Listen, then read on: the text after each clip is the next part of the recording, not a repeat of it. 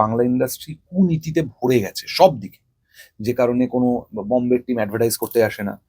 যে কারণে আগে যে ওয়েব সিরিজ, সিনেমা শুটিং হতো, আমাদের এখানে অভিনেতারাও সুযোগ পেত সেখানে হুম, কলকাতায় শুটিং হুম। বলে, সেগুলো সব বন্ধ হয়ে গেছে। একটা মশা কামড়ালে যে রিফ্লেক্সে আমরা মেরে দিই চটাস করে, আমি চেষ্টা করি যদি খুব উপায়ন্তর না হয় তখনই মারতে হয় আর কি।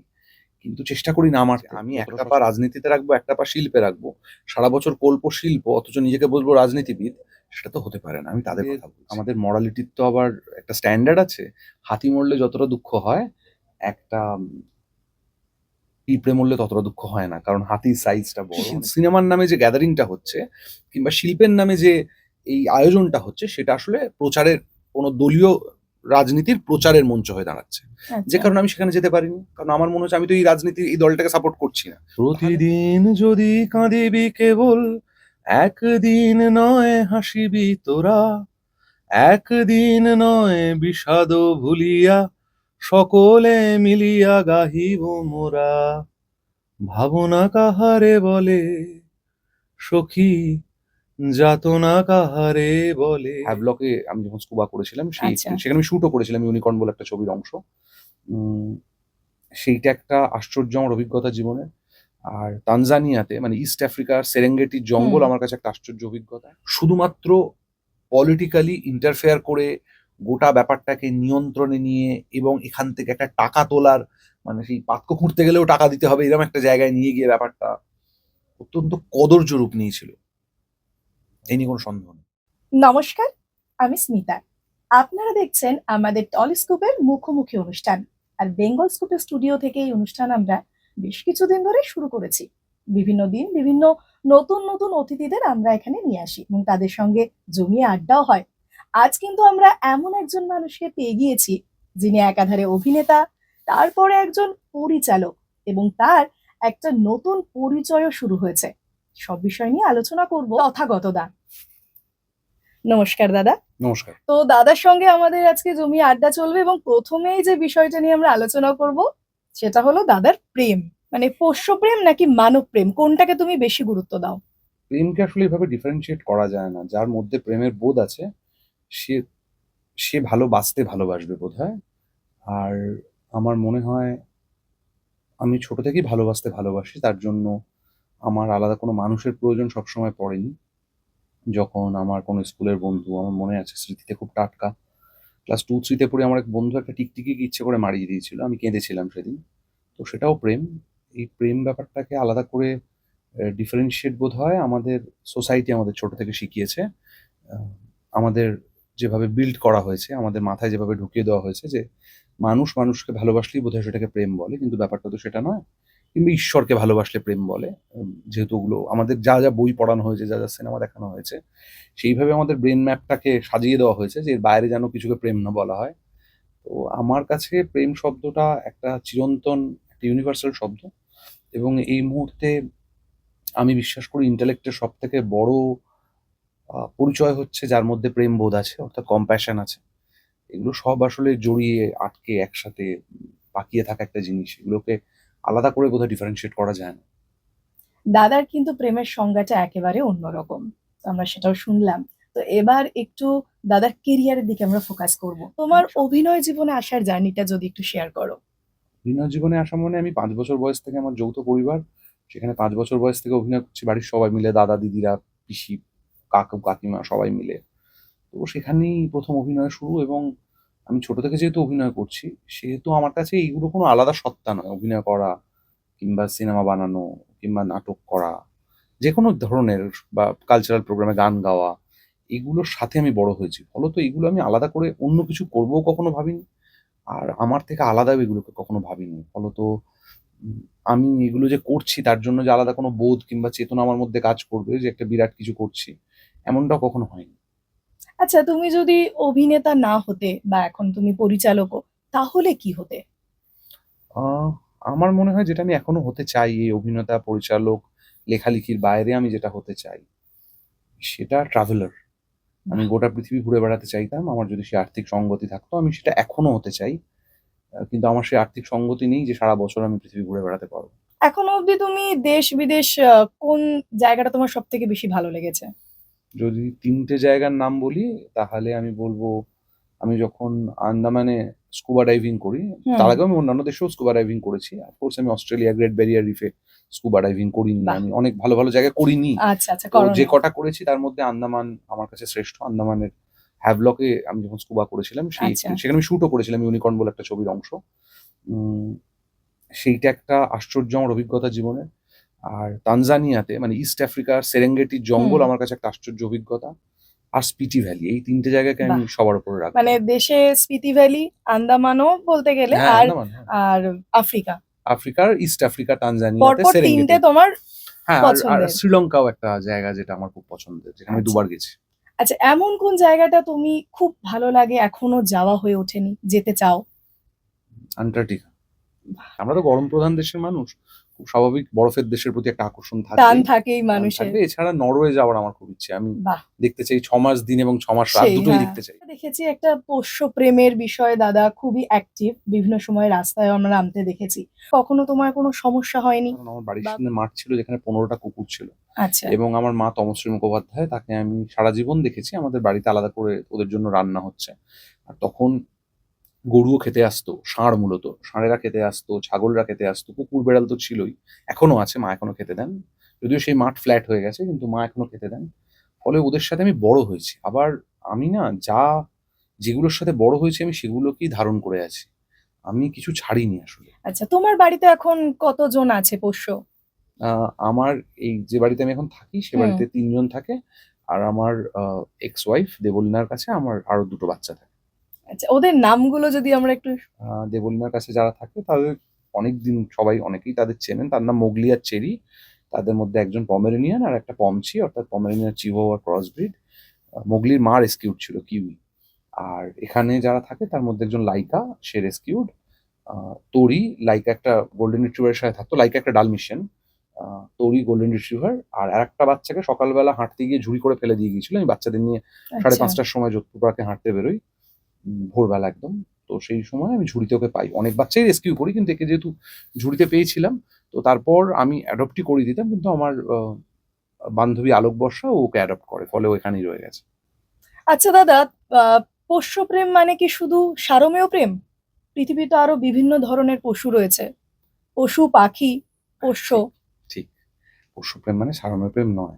কিন্তু আমরা যারা শহরে থাকি তাদের, আমি যে বাড়িটায় থাকি হুম। সেই বাড়ির ফল সিলিং এ প্রায় 100 থেকে 150টা পায়রা থাকে, কেমন?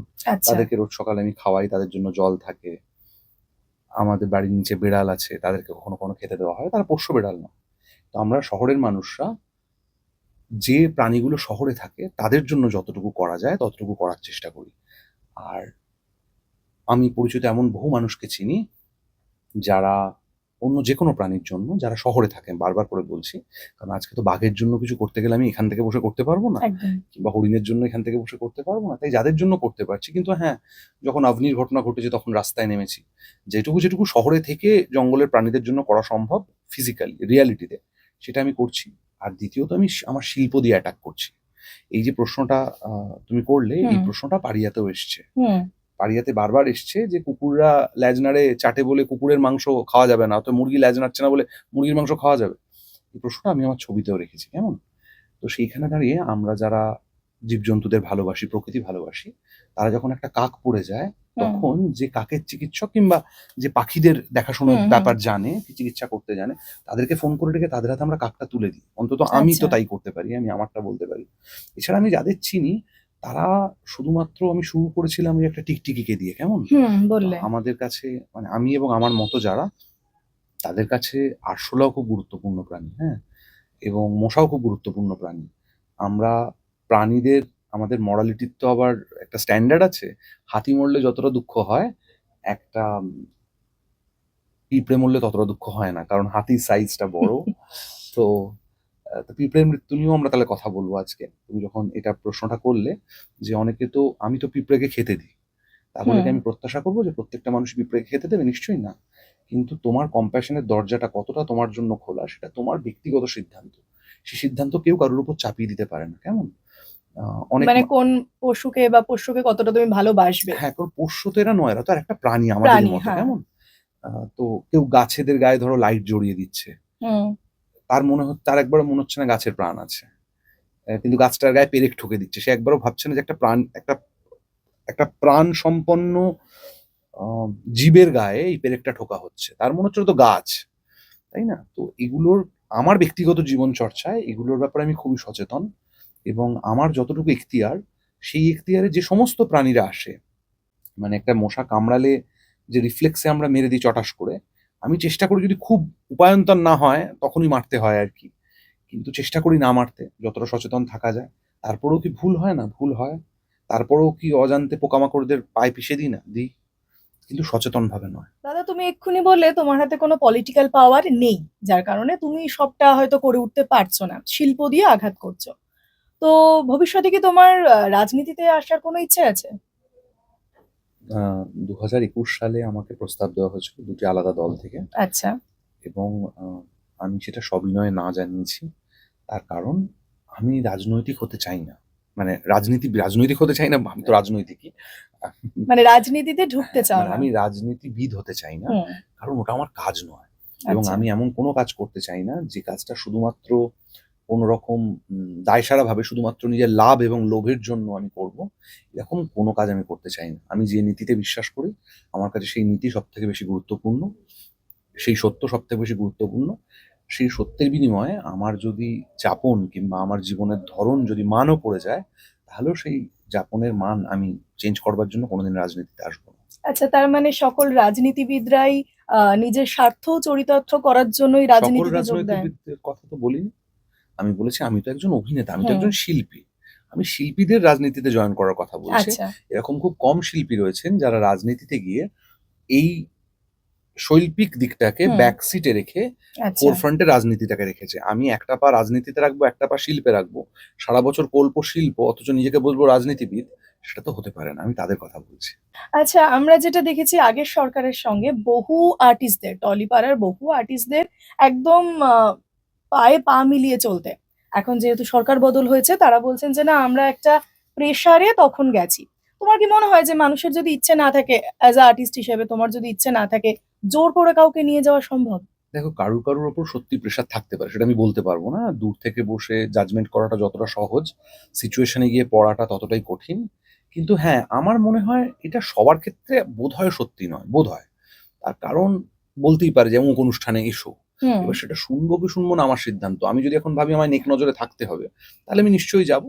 ধরো 2012 সালের পর আমি কোনো এই 2026 অব্দি কোনো সরকারি অনুষ্ঠানের, মানে ফিল্ম কেন্দ্রিক সরকারি অনুষ্ঠানে কোথাও তুমি আমায় উপস্থিত দেখোনি। কোনো সরকারি হুম। অনুষ্ঠানে স্টেজে আমায় দেখা যায়নি।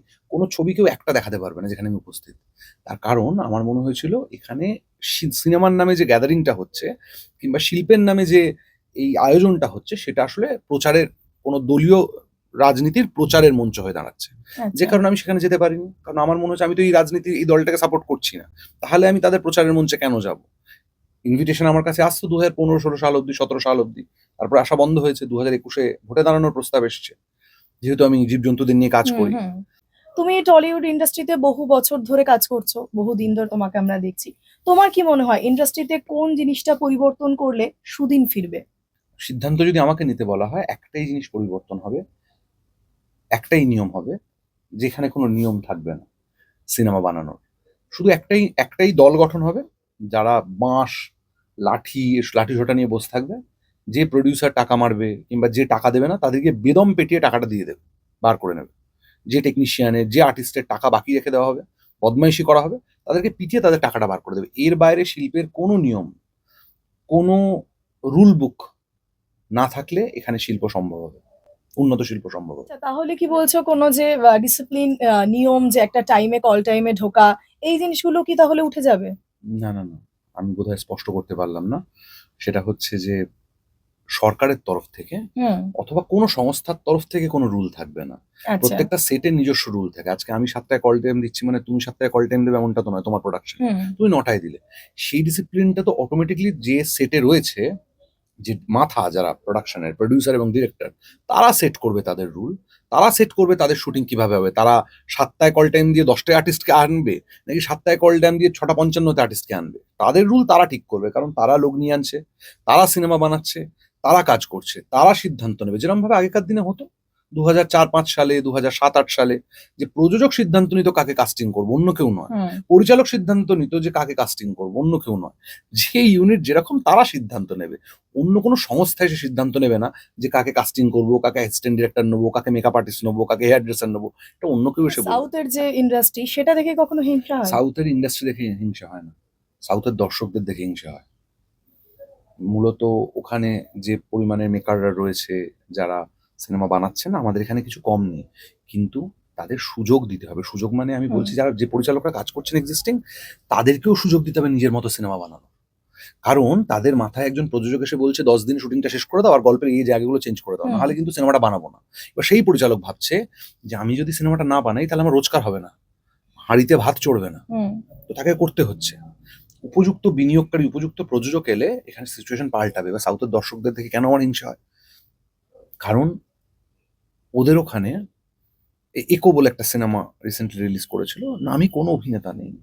আমি বলছি ওটা হলিউড রিলিজ করলেও ফ্লপ করতো। ওপেন এন্ডিং, ইন্টেলেকচুয়াল গল্প, একটা থ্রিলার, গল্পে শেষ ঠিক করে ওরা শেষটা বলে দেন অডিয়েন্সকে আবিষ্কার করতে। সেই সিনেমাটা ওখানে সুপারহিট করেছে। তার মানে কি বোঝা যাচ্ছে, ওদের দর্শক সত্যিকারের ভালো সিনেমা হলে সেখানে গিয়ে দেখে, সেখানে দেখে না কে অভিনেতা আছে, গল্পটা দেখে, গল্প কাজ এবং দেখে। এবং তার অভিজ্ঞতাটা দেখে যে সিনেমা দেখে ভাই আমি আনন্দ পাচ্ছি কিনা। তার মানে কি বলতে চাইছো, আমাদের এখানে রাজনীতিটা বেশিভাবে ঢুকে গেছে আমাদের ইন্ডাস্ট্রির মধ্যে? আমাদের এখানে যতক্ষণ না উন্নত মানের প্রডিউসার আসবে, প্রডিউসার মানে যে প্রডিউস করবে আইডিয়াটাকে, একটা পরিচালকের আইডিয়াকে প্রডিউস করবে, নট ডিরেক্টরের ওপর এসে বলবে যে আমি না একটা গান চাইছি, আমি না অমুককে হিরোইন চাইছি, এই কিংবা আপনি না 10 দিনে শুটিংটা শেষ করুন, আপনার গল্পটা 25 দিনে করবার মতো, কিন্তু আপনি 12 দিনে করবেন। এইটা যতদিন না বন্ধ হবে ততদিন, এবং সবাই যে প্রচন্ড মেরুদণ্ডী হবে, প্রচন্ড প্রতিবাদী হবে, না আপনি যদি না করেন তাহলে আমি বানাবো না, এটা সম্ভব নয়। আমি নিজে যেরকম আমি এক্সপেক্ট করতে পারি না গোটা দুনিয়া সেরকম হবে। কারুর কারুর প্রয়োজন আছে, আচ্ছা ঠিক আছে বলছে আমি তাহলে করে দিই, আচ্ছা ঠিক আছে বলছে আমার কাজের প্রয়োজন আছে, আমি তো 10 দিনটাও তো পাচ্ছি, নাহলে অন্য কেউ তো সেখানেও পাবো না, আমি সেটাকে সমালোচনা করি না। তার মানে এই যে ব্যান্ড কালচার যেটা চলছে সেটাও বন্ধ করতে হবে। এগুলো আমি বলছি যখন একটা কুনীতিতে পরিপূর্ণ হয়ে যায়, তখন যে নীতিই হোক সেটা কুনীতিই হবে। বিগত প্রায় কোভিডের পর থেকে বলা যেতে পারে 5 বছরে বাংলা ইন্ডাস্ট্রি কুনীতিতে ভরে গেছে সব দিকে। যে কারণে কোনো বম্বের টিম অ্যাডভার্টাইজ করতে আসে না, যে কারণে আগে যে ওয়েব সিরিজ, সিনেমা শুটিং হতো, আমাদের এখানে অভিনেতারাও সুযোগ পেতো সেখানে কলকাতায় শুটিং বলে, সেগুলো সব বন্ধ হয়ে গেছে প্রায় কোভিডের পর থেকে বলা যেতে পারে। 5 বছরে বাংলা ইন্ডাস্ট্রি কুনীতিতে ভরে গেছে সব দিকে।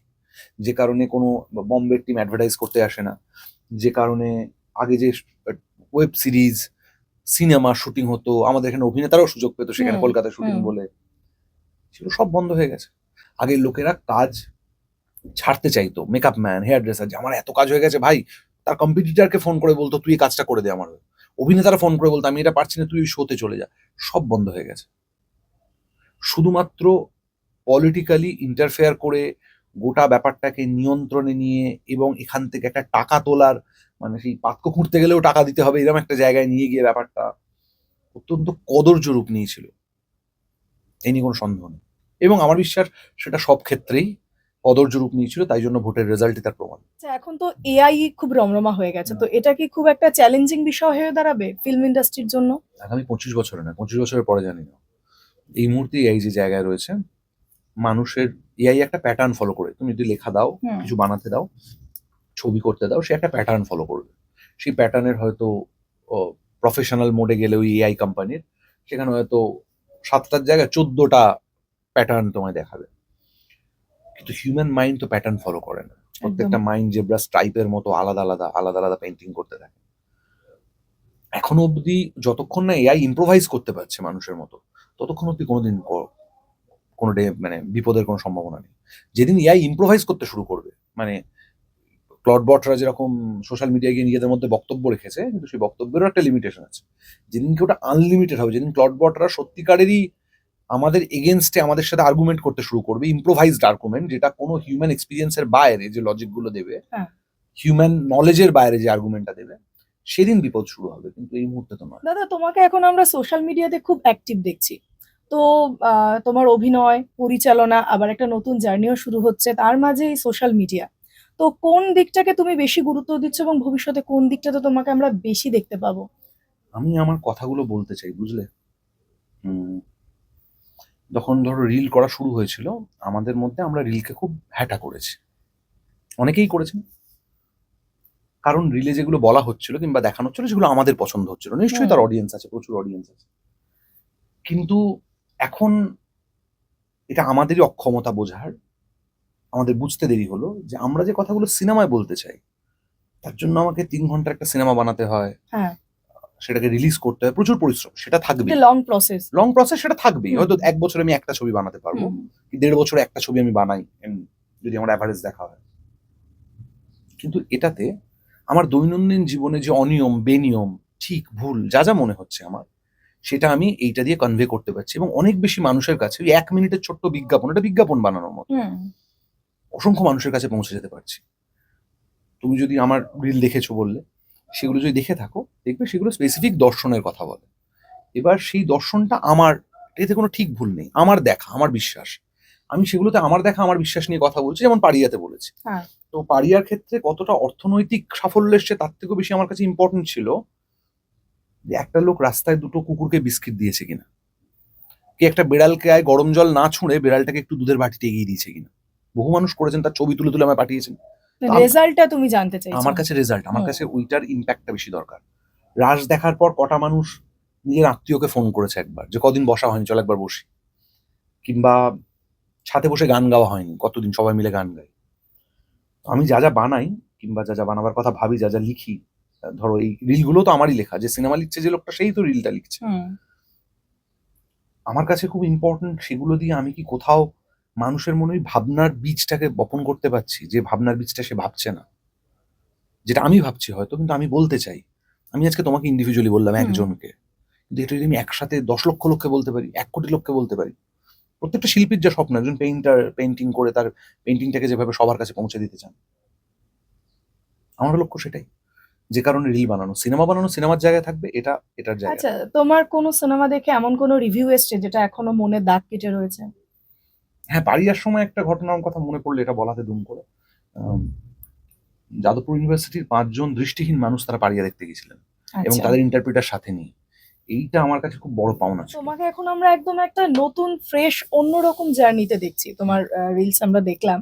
তো সেই বিষয়টা যদি আমাদের একটু খোলসা করে বলো, মানে যে সুযোগটা তুমি দিচ্ছ সেইটার বিষয়ে। সুযোগ, আমি সুযোগ কিছু দিচ্ছি না আসলে, আমি একটু স্পষ্ট করি। Tathagata Mukherjee acting and film ল্যাবটা কোনো শেখার জায়গা না, কারণ কোনো শিল্প শেখানো যায় না, শিল্প শেখানো সম্ভব না। অভিনয় কিভাবে করা যায় এটা শেখানো যায় না, সিনেমা কিভাবে বানানো যায় এটা শেখা যায় না, বাচ্চাদেরকে যে নিয়ে একসাথে কিছু করবো সেটাও বাচ্চাদের তো কিছু শেখানোই যায় না, বরং ওদের থেকে শেখা যায়।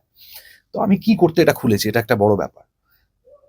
এখানে যে অ্যাক্টিং এর বিষয়গুলো রয়েছে, মূলত অ্যাক্টিং এর উপর যে কোর্সগুলো, সেখানে ক্যামেরার সামনে কি করে ইনহিবিশনলেস হওয়া যায়, গলার স্বর কত রকম হতে পারে, বডি ল্যাঙ্গুয়েজে তুমি কত কি করতে পারি, এসব আমি কিছু কিছু জানি না। আমি জানি যে একটা চরিত্রকে কি করে বিশ্বাসযোগ্য করতে হয় ক্যামেরার সামনে। আমি জানি যে 300 জনের অডিশনে গিয়ে কি করে 299 জনকে সরিয়ে রেখে এমন একটা ইউনিক প্রেজেন্টেশন দিতে, সেই ইউনিক প্রেজেন্টেশনটা থেকে ওই চরিত্রটায় কাস্ট হওয়া সম্ভব। এখানে কিভাবে হাঁটতে হবে, চলতে হবে, বলতে হবে, থেকেও বড় কথা এখানে চরিত্রকে কি করে আবিষ্কার করতে হয়, একটা খুঁড়ে খুঁড়ে খুঁড়ে খুঁড়ে একটা চরিত্রর মনস্তত্ত্ব কিভাবে আবিষ্কার করতে হয়, অর্থাৎ ভাবতে কিভাবে হয়। কারণ অভিনয় শেখানো যায় না ঠিকই, কিন্তু অভিনয়ের জন্য প্রিপারেশন নেওয়া যায়, এমন প্রস্তুতি নেওয়া যায়। সেই একজন অভিনেতা, অভিনয় যার যিনি অভিনয় করতে চান, সেটা নতুন হোক পুরনো হোক যে কেউ, তিনি কিভাবে প্রস্তুতি নেবেন সেটাই কিন্তু অভিনয়ের মূল মানে কথা। সে নিজেকে কিভাবে তৈরি করবে Correct, সেটাই মূল কথা। তুমি স্টেজটা দিচ্ছ যে এসো এখানে এসে এখানে এসে আমি প্রস্তুত হওয়ার পদ্ধতিগুলো দেখাতে পারি, কিন্তু সেই পদ্ধতিগুলোরও আবার প্রচুর সাব ডিভিশন আছে, এক একটা মানুষের ক্ষেত্রে এক এক রকম। আমি তো এত অভিনেতাদের নিয়ে ওয়ার্কশপ করেছি, সেটা বিক্রম হোক, অনুসুয়াদি হোক, অনির্বাণ চক্রবর্তী হোক, অম্বরীশ হোক, রনিদা হোক, দেবলীনা হোক, যে কেউ, আমি বলছি যে কোনো অভিনেতা, শঙ্করদা হোক, অর্ণ হোক, মানে প্রচুর প্রচুর অভিনেতা, তারপর ইয়াং ছেলেরা হোক, যারা ঋষভ, বিবৃতি, যারা একদম নতুন ছিল। তো আমি প্রত্যেকের প্রসেস আলাদা, প্রত্যেকের নেওয়ার ক্ষমতা আলাদা। এটা না একটা এক্সপ্লোরেশন, সেই এক্সপ্লোরটা নিজেকে করতে হয়, মানে নিজেকেই নিজে যত এক্সপ্লোর করবে তত চরিত্রগুলোর সাথে অভ্যস্ত হতে শুরু করবে। আর এখানে যেটা আমি করব সবটাই প্র্যাকটিক্যাল, অর্থাৎ সবটাই হবে ক্যামেরার সামনে, যাতে ক্যামেরার সামনের ইনহিবিশনটা কেটে যায়। কারণ অনেক অভিনেতা অভিনয় করার সময় অডিশনে গিয়ে মূলত হয় যে ক্যামেরা রয়েছে, ক্যামেরাটাকে সে আর একটা দূরত্ব ভাবে, সে মনে করে না যে ক্যামেরাটা আমার বন্ধু, যার সাথে আমি কথা বলতে পারি যেভাবে আমরা কথা বলছি, সেইটা কি করতে ছাড়া যায়, অর্থাৎ ক্যামেরার ভয়টা কি করে কাটানো যায়? ইনহিবিশন ছেড়ে দেওয়া। শুধু হুম। ক্যামেরার ভয় না, জীবনের অভিনয় করতে হলে লজ্জা, ঘৃণা, ভয় এসবই সবই ছেড়ে দিতে ছাড়তে হবে। হবে। এই সব কি করে ছাড়তে হবে, কি করে ভাবা প্র্যাকটিস করতে হবে, যে আমি অভিনয় করতে হলে আমায় কি ভাবতে হবে। কারণ আমরা যখন শিল্প সৃষ্টি করি সেইটা আমাদের আর্ট নয়, আমরা কিভাবে বাঁচি সেইটা আমাদের আর্ট, এবং এই বাঁচার রিফ্লেকশনটা শিল্পে গিয়ে পড়ে। মানে এদের নিয়ে আমি হয়তো শর্ট ফিল্মও বানাবো, তারপর একটা ছোট আচ্ছা। ছবি, যেটা ওরাই ডিরেক্ট করবে, ওরাই অভিনয় করবে, ওরাই লিখবে, এবং সেই ভাবাটাই আমি শেখাবো যে কিভাবে ভাবতে হবে। মানে অভিনেতাদের নিয়ে হয়তো রাস্তায় বেরিয়ে গিয়ে বললাম যে অমুক লোককে একটু একটা কোনো শারীরিক প্রতিবন্ধকতার কোনো চিহ্ন তৈরি করে হুম। ওই লোকটাকে কনভিন্স করে ওর কাছ থেকে পয়সা চেয়ে নিয়ে এসো। এটাই অভিনয়ের ওয়ার্কশপ হবে। এখানে আমি বসে চারটে কথা বলবো, কিংবা বলবো যে গলায় এইভাবে গলাটাকে কাজ করাতে হয়, গলাটা এই উঠবে এই নামবে, এসব হবে না। মানে একদম প্র্যাকটিক্যালি জিনিসটা তুমি করাতে প্র্যাকটিক্যালি, চাইছো। হ্যাঁ হ্যাঁ হ্যাঁ, আমার জীবনের যে গল্পগুলো, আপনাদের জীবনের যে গল্পগুলো, সেগুলো কিন্তু সবই সাহিত্য। মানে তোমার ছোট থেকে বড় হওয়া, হুম। তোমার মায়ের সাথে সম্পর্ক, বাবার সাথে সম্পর্ক, তোমার বিবাহিত জীবন, এগুলো সব তো গল্প এক একটা। সবই সাহিত্য, তুমি ক্যারি করছো তোমার ভেতরে। ওটা কেউ কাউকে শেখাতে পারে না, কারণ ওটা যার যার লিটারেচার, যার যার সাহিত্য সে ভেতরে ক্যারি করে। আমি কি হেল্প করতে পারি, এই সাহিত্যটাকে অডিও ভিজুয়ালি প্রেজেন্টেশনে কিভাবে তুমি ট্রান্সলেট করবে, রাইট?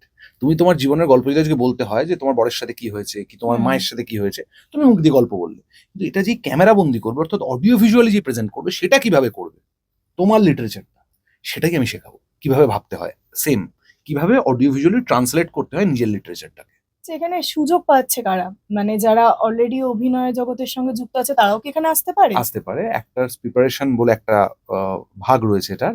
সেই ভাগটাতে কোনো স্পেসিফিক চরিত্রের জন্য, হুম। এটা যেহেতু ব্যক্তিগতভাবে আগেও আমার কাছে অনেকে করেছে, আ না আমি তার প্রচার করিনি কখনো। তো আজকের দিনে সেটা খুব ইম্পোর্টেন্ট হয়ে দাঁড়িয়েছে যে একটা স্পেসিফিক চরিত্র করতে হলে, ধরো হিরো, হুম। কেউ নায়কের চরিত্র অভিনয় করছে, কিংবা একটা কোনো স্পেসিফিক ইন্টারেস্টিং চরিত্র করছে।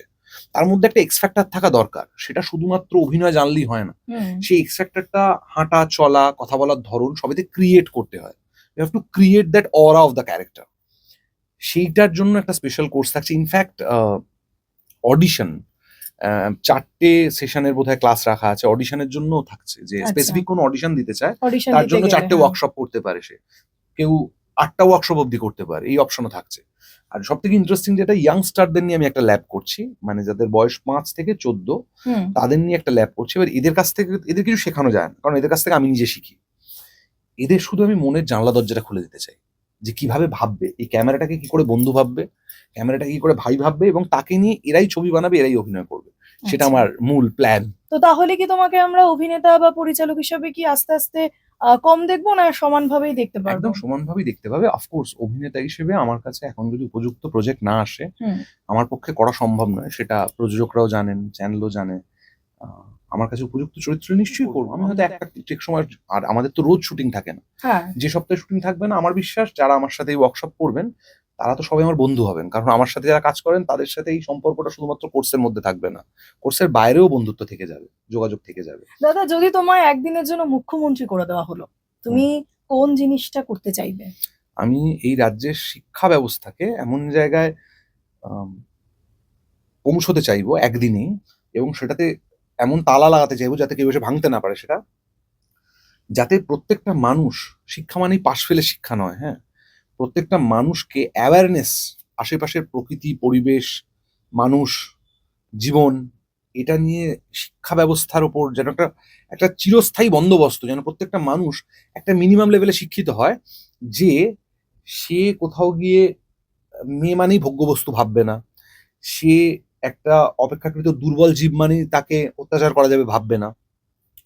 যেখানে বাড়িতে মূলত মারা, আমাদের যারা মারা আরকি, যারা বয়স্ক মানুষ, তাদেরকে এই গোটা পৃথিবীর চিত্রটা, আসল চিত্রটা পৌঁছে দিতে হবে, যে গোটা পৃথিবীটা এখন কোথায় দাঁড়িয়ে আছে। আমি বলছি একটা সুস্থ শিক্ষা ব্যবস্থা এইটা তৈরি করবার চেষ্টা করব। কারণ দাদার আমার সঙ্গে কিন্তু আমরা অনেক বিষয়ে আড্ডা দিলাম। এবার একটা দাদার খোলা গলায় একটা গান শুনবো। আমি কিন্তু গান গাইতে পারি না একেবারেই। তুমি যেমন গাইবে আমাদের দর্শকরা সেটাকেই খুব ভালোভাবে নেবে। দাঁড়াও আমি চেষ্টা করে দেখছি। হুম। প্রতিদিন যদি কাঁদিবি কেবল, একদিন নয় হাসিবি তোরা, একদিন নয় বিষাদ ভুলিয়া, সকলে মিলিয়া গাহিব মোরা। ভাবনা কাহারে বলে সখী, যাতনা কাহারে বলে, তোমরা যে বলো দিবস রজনী, ভালোবাসা ভালোবাসা, সখী ভালোবাসা কারে কয়, সে কি কেবলই যাতনাময়। দারুণ দারুণ, খুব সুন্দর একটা গান শুনলাম আমরা। অনেক বিষয় তো আলোচনা হলো দাদার সাথে, এবার আমরা একটু রাজনীতির দিকে যদি একটু ঢুকি। তো দাদা, আমরা আগে একটা সরকার দেখেছি বেশ 35 বছর, 34-35 বছরের শাসন। তারপর দেখলাম 15 বছর। তো কি কি ভুল ত্রুটি তুমি দেখলে, তোমার চোখে কি কি পড়লো এই গত 15 বছরে? যবে থেকে আমরা ওপেনলি ঘুষ নিয়ে আলোচনা করতে শুরু করলাম, অর্থাৎ মিউনিসিপ্যালিটিতে কোনো কাজ করাতে হলে ঘুষ দিতে হবে, বাড়িতে এসে বললাম যে ওইটা কাজটা হয়ে যাবে বলেছে, 500 টাকা চেয়েছে, বাড়ির বড়রা বললেন হ্যাঁ এই নাও 500 টাকা গিয়ে দিয়ে এসো, এটা যবে থেকে নর্মালাইজ হয়ে গেল, সেইটা আমার মনে হয় ভয়ঙ্কর ভুল হয়ে গেল। যেদিনকে পুলিশ রাস্তায় এরমভাবে হাত বাড়িয়ে দাঁড়িয়ে রইলো আর বিভিন্ন লরি এসে হাতে টাকা গুঁজে দিতে লাগলো, এবং পুলিশদের জিজ্ঞাসা করা হলে পুলিশ বলল যে চাপ আছে ওপরে, জমা দিতে হবে টাকা, ওই জন্য টাকা তুলছি, সেদিন ভয়ঙ্কর ভুল হয়ে গেল। যবে থেকে দুর্নীতি একটা পারিবারিক পরিবেশে খুব নর্মালি ঢুকে পড়লো, যেখানে দুর্নীতি নিয়ে আলোচনা করা যায়, ঘুষ দেওয়া এবং ঘুষ নেওয়া নর্মাল ব্যাপার হয়ে গেল, নর্মালাইজ করে দিলাম আমরা, যেগুলোকে আগে আমরা বাঁকা চোখে তাকাতাম, খারাপ ভাবে দেখতাম, সেই কালচার হতে শুরু করেছিল। মানে আমরা প্রতিবাদ না করে সেটাকে মেনে নিতে শুরু করলাম, সেটা বাড়ির লোকে দেওয়া, মানে জ্যাঠা বাবা কাকা আমরা নিজেরা সেগুলো করতে আরম্ভ করলাম, এবং কেউ প্রতিবাদ করলো না, বলে তুই ঘুষ নিস। আমার এক বন্ধু, সে কন্ট্রাক্টারই করে, সে আমার বাড়িতে বসে একদিন আলোচনা করছে যে এরকম রাস্তা বানাতে হবে টেন্ডার, তার জন্য সে ঘুষ নিয়ে ফোনে কথা বলছে। তুই, আমি রামকৃষ্ণ মিশনে পড়েছি, ও রামকৃষ্ণ মিশনে পড়েছে, আমি ওকে বলছি তুই ঘুষ দিবি? হ্যাঁ তুই ঘুষ দিবি, ঘুষের টাকা? তখনও বলছে যদি আমি না দিই টেন্ডারটা অন্য কারোর কাছে যাবে, সে কিন্তু ঘুষ দিয়ে পেয়ে যাবে, আমি তাহলে কোনো কাজই পাবো না, কারণ ওটাই রুল হয়ে গেছে। তো বিগত 15 বছরে যখন একজন মাস্টারমশাই, যিনি আঁকা শেখান, একজন গানের মাস্টারমশাই যখন ইররিলেভেন্ট হয়ে গেলেন, তাকে প্রমাণ করে দেওয়া হলো যে তার আর কোনো প্রয়োজন নেই, এখন প্রয়োজন আছে যে ডিজে গান বাজাচ্ছে শুধু তার। আমি বলছি না ডিজের প্রয়োজন নেই, এটা আধুনিক সংস্কৃতির একটা অংশ, কিন্তু ডিজেরও যেমন প্রয়োজন ছিল, তেমন ক্লাসিক্যাল মিউজিশিয়ান যে মাস্টারমশাই এসে গান শেখাতেন তারও প্রয়োজন ছিল। তাদেরকে যেদিন ইররিলেভেন্ট করে দেওয়া হলো, তাদেরকে বলা হলো আপনাদের কোনো কাজ নেই, এবং মুখে বলা হলো অনেক বড় বড় কথা, কিন্তু ব্যবহারিক জীবনে তাদেরকে ধ্বংস করে দেওয়া হলো, সেদিনই ভয়ঙ্কর ভুল হয়ে গেল। ভুল গভর্নমেন্ট থেকে যখন বিভিন্ন শৈল্পিক অনুষ্ঠানগুলো, শিল্পীদেরকে যখন রাজনৈতিক দলদাস করে দেওয়া হলো, যখন শিল্পীদের অনুষ্ঠানকে রাজনৈতিক প্রচারের ম্যানিফেস্টো বানিয়ে দেওয়া হলো, তখনই ভয়ঙ্কর ভুল হয়ে গেল। আচ্ছা, তুমি বললে তুমি রামকৃষ্ণ মিশনের স্টুডেন্ট। মহারাজরা আমায় খুব ভালোবাসতেন, এবং সে সময় স্বামী বিধানানন্দজি ছিলেন হেডমাস্টার, এবং অ্যাসিস্ট্যান্ট হেডমাস্টার ছিলেন স্বামী সুখানন্দজি। মানে ওনারা আমাকে অন্ধত্বই দেখিয়েছেন অনেক সময়, মানে বছরের শেষ লাস্ট ফাইনাল ইয়ার আর কি, মানে 9-এ, মানে 10-এর ক্লাসে আমাকে কোনো প্রাইজ পাইনি বলে আমাকে গুড কন্ডাক্টের জন্য প্রাইজ দেওয়া হয়েছিল। তাই নিয়ে আমার বন্ধুরা খুব হাসাহাসি করতো। তো আমি বলছি যে আমি যে মানুষটা, তার পেছনে রামকৃষ্ণ মিশনের একটা বিরাট অবদান রয়েছে। হ্যাঁ, আমি বেদ, উপনিষদ, কথামৃত সবই রামকৃষ্ণ মিশনে পড়েছি, কারণ আমাদের সাবজেক্ট ছিল ইন্ডিয়ান কালচার, যেটা আমাদের পরীক্ষায় শুধু পড়তে হতো না, ক্লাস 8 অব্দি ওটা পড়ে পাস না করলে ক্লাসে তোলা হতো। তো দাদার সঙ্গে আমরা অনেকক্ষণ ধরে আড্ডা দিলাম, গান শুনলাম, অনেক কিছু জানলামও দাদার থেকে, নতুন জার্নি সম্পর্কে, দাদার ভালো লাগা খারাপ লাগা সবটাই। তোমাকে অনেক ধন্যবাদ। ধন্যবাদ।